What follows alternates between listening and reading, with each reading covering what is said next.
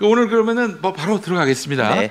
어떤 책을 오늘 예, 들려주시겠습니까? 그 프랑스의 철학자 중에서 알랭 바디우가 계시는데요. 예.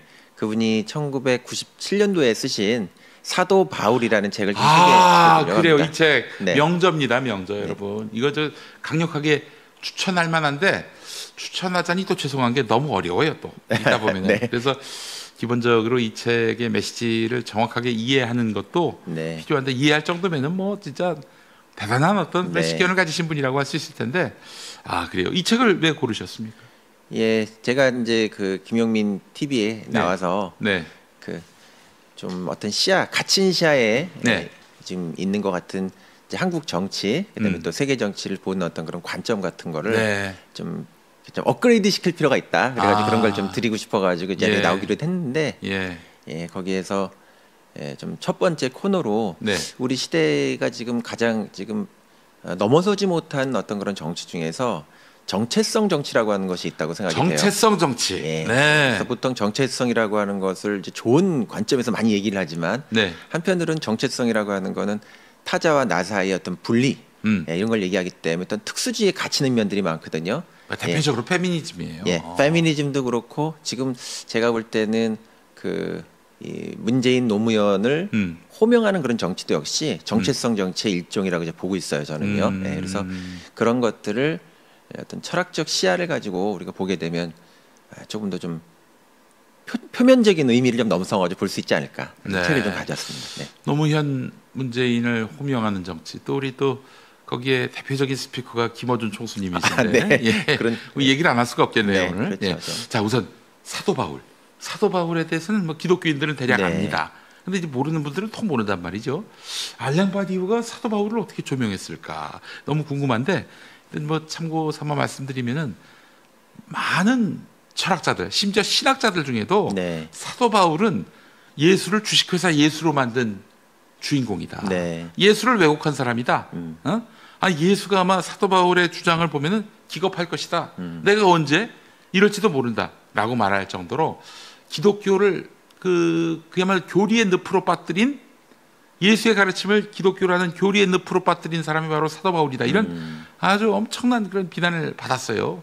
또 사도 바울이 쓴 걸로 이렇게 보이는 바울서 시인을 보면은 여성을 뭐 어마어마하게 차별하고 말이죠. 심지어는 기득권자, 권력자에 대해서도 옹호를 하는. 로마서 13장 같은 경우 보면은 모든 권력에게 복종하라. 권력 모두가 다 하나님의 어떤 신임을 받아서 그 권력을 취득한 것이다. 이렇게 얘기하다 보니까 그 역대 수많은 나쁜 독재자들이 이 성경 말씀을 인용해 가지고 자기들의 권력을 합리화했단 말이에요. 그래서 바울은 정말 기독교에서 떼어내야 될 존재다. 이렇게 비판하는 사람들도 많이 있었습니다.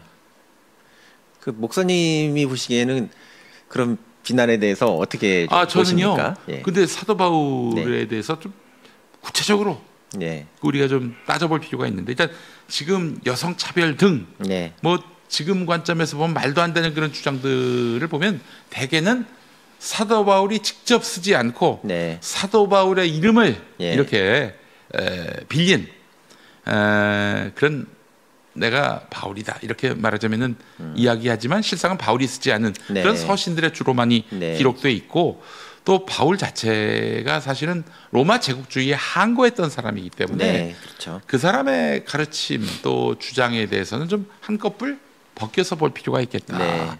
그래서 역사적 맥락과 함께 살펴보면은 이해가 안 되는 것이 없다. 이런 얘기고요. 뭐 로마서 13장 같은 경우 실제 바울이 쓴 걸로 보이지만 그러나 그거는 당시에 그 계속 그 로마 권력과 맞서 싸우던 로마 기독교인들에게 좀 어느 정도 좀 생존을 위해서 좀 적당히 타협할 수도 있어야 된다. 뭐 그 당시에 그 사람들에게 하는 메시지인데 이걸 뭐 모든 시대와 어떤 그런 모든 대상을 상대로 이야기한 것처럼 해석하는 것은 잘못됐다라는 점에서 보자면은 바울은 그렇게 이상한 사람이 아니다라는 게 제 생각입니다. 그런 주장을 펼쳤던 사람 중에 하나가 알랭 바디우기도 하고요. 철학에서는 뭐 이 말씀하신 것처럼 이제 그 바울에 대해서 그렇게 비판적인 관점 네. 그런 것도 있지만 이 정치 철학의 입장에서 보게 되면은 바울을 굉장히 중요한 어떤 철학적 사건, 정치적 사건, 이론가로 이렇게 보는 그런 관점도 굉장히 있거든요. 그러니까 그런 관점의 어떤 대표적인 이론을 제공한 사람이 이제 알랭 바디오 같은 사람이라고 할 수 있겠습니다. 네. 알랭 바디오의 그 사도 바울에서 어떤 부분이 우리 저 박사님께는 포인트라고 보셨습니까? 킬포라고 보셨습니까? 킬포요. 약간 좀 이 알랭 바디오라는 사람 좀 소개할 필요가 있는데 좀 말씀을 드리면은 그 지금 오늘날 보면은 그 이제 1900년에 니체라는 사람이 이제 죽었는데 니체가 일으키는 굉장히 중요한 지적 스캔들이 신은 죽었다라는 그런 얘기란 말이죠. 근데 그 신의 죽음이라고 하는 게 어떤 종교적 신의 어떤 측면도 있지만 그 진리라고 하는 어떤 보편적인 사건의 죽음이라고 하는 것이 더 큰 철학적인 스캔들이거든요. 진리를 신이라고 표시했구나. 그래서 우리가 이제 고정적으로 가지고 있는 뭐 절대적인 옳음이라든가 선이라든가 뭐 그런 것들이 옛날엔 존재한다고 생각하고 그것을 탐구하는 것이 철학의 임무라고 생각하고 그렇죠. 옛날에 철학은 그랬어요. 또 그걸 정치적으로 보게 되면 어떤 선을 규정한 다음에 그 선에 복속하게 만드는 것이 이제 또 하나의 그 진리를 그 정치 권력이 이용하는 방식이기도 했단 말이죠. 15세기 이전에 그 음악은 교회 음악, 하나님을 찬양하는 목적에 그 찬양이 곧 음악이다 이렇게 규정되던 시대가 있었듯이 철학은 곧 신학이다. 이런 때가 있었죠. 근데 그랬던 문제의식을 가지고 있었던 사람이 니체였기 때문에 그 니체가 이제 신이 죽었다라고 하는 그 죽음 선언 이후에 그것이 종교적인 그 권위를 흔드는 문제도 있지만 철학적으로 보게 되면 지성사적으로 보게 되면 그런 진리의 죽음이 이제 선포됨으로써 더 이상 우리가 보편적인 옳음이라든가 정의라든가 이런 절대적인 가치를 추구한다라고 하는 것은 시대착오적인 일로 이제 돼버린 것이 20세기 이후의 상황이었거든요. 그래서 이제 이게 진리를 우리가 탐구한다라고 하는 건 더 이상 철학의 주류가 되지 못하고 그 이미 낡은 것이 돼버렸었어요. 근데 이 알랭 바디오라는 사람이 특이하게도 이 신의 죽음이라고 하는 니체의 선언 이후에도 진리, 어떤 뭐 보편적인 정의, 옳음, 선 이런 것들을 이제 복원하려고 하는 그런 어떤 시도를 한 사람이고 알랭 바디오가 그래서 현대 철학에서 굉장히 특이한 입지를 가지고 있는 사람인데 또 이 사람이 근데 대단한 또 천재적인 사람이기도 해요. 프랑스에서는 그 고등사범학교라는 데가 이제 그랑제콜이라고 해가지고 특별한 사람들이 이제 가는 그런 학교로 되어 있는데 여기를 이제 수석으로 철학과 입학했던 사람이고 특히 이 사람은 이런 형태의 진리의 문제를 가지고 이 사람이 뭘 하려고 했느냐라고 하는 게 좀 중요한데 20세기 이후에 그 소위 민주주의라고 하는 것이 이렇게 자기가 이렇게 보게 되면 민주주의라는 이름을 걸고 있지만 사실은 그게 어떤 중우 정치, 군중 정치화되는 것이 굉장히 많고 많은 사람들이 모여서 우리가 어디로 가야 되는가에 대한 어떤 보편적인 옳음, 진리, 정의 이런 것들을 이제 폐기하는 어떤 그런 상황 속에서 이런 민주주의가 펼쳐지다 보니까 전부 다 우왕좌왕하는 민주주의가 되게 많았다. 이런 어떤 문제의식을 가지고 그 진리에 대한 하나의 뜻 회복. 그러나 그것은 전통적인 진리하고는 조금 다른 의미의 진리라고 하는 것을 사람이 탐구를 하고 거기에서 그런 진리의 사건을 증언하고 행위하는 그런 주체를 만들므로써 그 민주주의를 좀 더 진화시키려고 하는 그런 식의 민주주의 이론가이기도 해요. 그 관점 속에서 이 사도 바울이라고 하는 사람을 주목하게 됩니다. 사도 바울은 알랭 바디오에게 어떤 사람입니까? 사도 바울은 이 사람이 보기에는 이 사람이 원래 유대인이잖아요. 그렇죠. 사도 바울이 유대인이다. 원래 로마 시민권을 가진 로마 시민권을 가진 유대인이기 때문에 로마 시민권을 가지고 있는 그런 특권적인 권력을 그 사람이 가지고 있던 사람이고 또 유대인으로서 그 선택받은 민족이라고 하는 그런 선민의식도 이 사람이 가지고 있는 사람이고 대단했어요. 게다가 이 사람이 굉장히 또 그 그리스어를 쓸 수 있는 굉장히 지식인 계층이었단 말이에요. 그렇습니다. 헬라어에 능통하고 그리스어에 능통하고 그래서 로마 시민권을 가지고 있다. 선민적인 유대인이다. 그다음에 그리스어를 쓸 수 있는 그런 어떤 지식인이었다라고 하는 것은 그 당대 사회의 모든 특권을 가지고 있는 사람이거든요. 맞습니다. 근데 이 사울이 바울로서 이 회심하는 이런 사건을 그런 특권성을 스스로 포기하고 또 보편적인 형태의 그리스도적인 사건을 증언하는 사람으로 이제 바뀌는 그런 존재로 이제 보는 거예요. 이제 좀 맥이 잡힙니다. 그러니까 이제 사실은 원래 바울이 그 전에 이름이 사울이었는데 사울일 때는 이 진리를 탄압하던 사람이었어요. 그렇죠. 그 예수를 믿는 사람들을 잡으러 다니고 막 경을 치고 그렇죠. 뭐 그랬던 사람이고 스데반 집사가 돌 맞아 죽을 때 그 배후에서 그걸 지켜봤던 사람이다 이런 얘기도 있고요. 그럴 정도로 이 어떤 특정한 진리에 대해서 진리란 없다 이런 입장이었고 그래서 예수를 믿는 사람들이 아주 특별히 요란하게 또 믿으니까 이런 사람들을 타겟으로 삼아서 진리는 없다 이렇게 주장해왔던 사람이었고 또 그도 그럴 것이 헬라적 그리스적 철학이라고 하는 것이 그런 거 아니겠습니까? 어떤 특정 진리 게다가 또 저기 굉장히 또 우월한 어떤 지성적인 위치를 가지고 있죠. 그렇기 때문에 그런 사고를 가진 바울로서는 이 기독교는 정말 눈에 가시란 말이죠. 게다가 본인 자신이 엘리트 유대인 출신으로서 유대교에서는 벌레처럼 보고 있는 기독교도들인데 그 잡으러 다니다가 그 다마스쿠스 가는 길에 그 길목에서 환상으로 예수를 본 거예요. 특별한 신비 체험이 있었죠. 신비 체험이 있은다부터 그 뒤로 이 사람은 180도 달라져 가지고 예수를 전하는 그런 삶을 살게 됩니다. 근데 그 예수를 전하는 이제 삶이라고 하는 거를 신학적 관점에서 본 걸 이제 종교의 하나의 어떤 그 종교적 회심, 회심으로 이렇게 보는데 알랭 바디우라는 사람은 엄밀하게 얘기하면 무신론자예요, 사실은. 무신론자인데 무신론자가 마치 종교적인 어떤 신념을 가지고 있는 사람처럼 글을 쓰고 사유하는 사람이거든요. 특이하네요. 그 사람 이제 종교를 가지고 있는 사람들한테는 신이라고 하는 것이 중요한 어떤 그런 사건인데 이 사람은 철학자이기 때문에 진리라고 하는 것이 자기에게 중요한 사건이에요. 그래서 이 그 사울에서 바울로 이제 변화하는 그런 그 바울이라고 하는 존재를 새로운 종래의 그 진리와는 다른 형태의 새로운 진리. 어떻게 보면 특권적으로 유대인들만이 믿고 있었던 자신들의 신. 그다음에 로마인들만이 생각하고 있었던 로마적인 어떤 권리. 그다음에 그리스인들이 생각했었던 아주 지성적인 이론을 더 확장시켜서 그 특권성을 넘어가지고 보편적으로 많은 사람들이 체험할 수 있는 진리의 사건. 그다음에 이 기독교에서 얘기하는 그 복음이라고 하는 것이 기쁜 소식이라는 뜻이잖아요. 그래서 많은 사람들이 그것을 누릴 수 있고 모든 사람들에게 체험될 수 있는 그런 형태의 어떤 기쁜 소식이 전해지는 그런 사건으로 봅니다. 이것이 바로 어떻게 보면 철학적 의미의 진리가 정치적인 사건과 만나는 경험이라고 봐요, 이 사람. 그래서 이런 표현 쓰셨어요. 사건적 진리.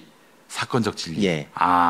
종래의 진리라고 하는 건 어떻게 보면은 이게 밖에 외부에 있었던 것인데 알랭 바디우가 볼 때는 이제 이미 이 사람도 니체가 선언한 그 신의 죽음 이후의 시대를 살고 있기 때문에 어떤 진리라고 하는 것이 특정한 어떤 어디에 있어가지고 그것을 찾는 것이 아니라 구체적인 상황과 사람들이 처해 있는 개별적인 맥락 속에서 어떤 사건이라는 말을 쓰는 거는 사건이라고 하는 건 내가 선택할 수는 없어요.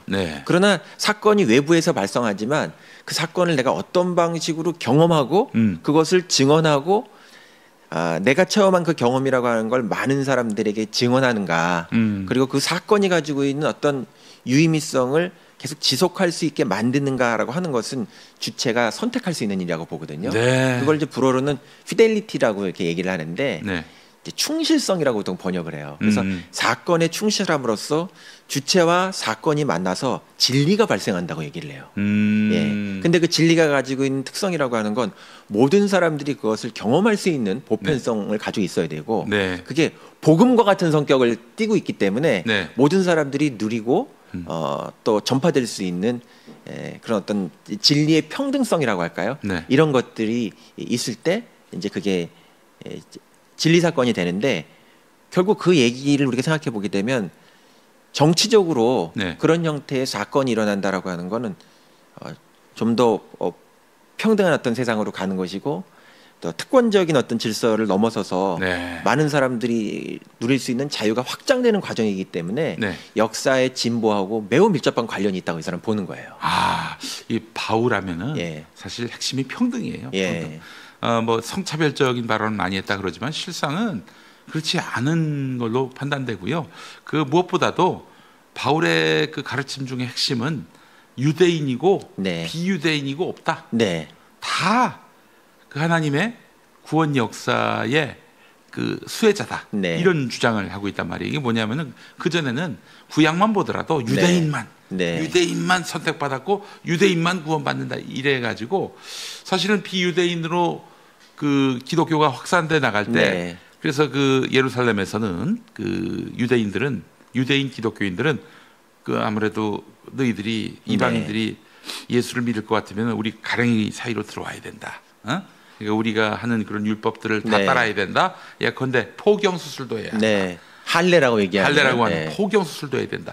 포경 수술을 해야만 이게 일종의 어떤 그런 구원받은 사람의 징표란 얘기죠. 네. 이상한 논리인데 하여튼 그네들의 전통은 그래요. 그러니까 어떻습니까? 포경 수술할 수 있는 여성은 애초부터 그냥 뭐 그냥 뭐 이방인처럼 취급받았던 건데, 근데 바울의 주장은 유대인이고 비유대인이고 없다. 할래? 그딴 거 해서 뭐 나을 게 뭐냐? 안 해도 된다. 네. 여성 너희들도 구원의 파트너다.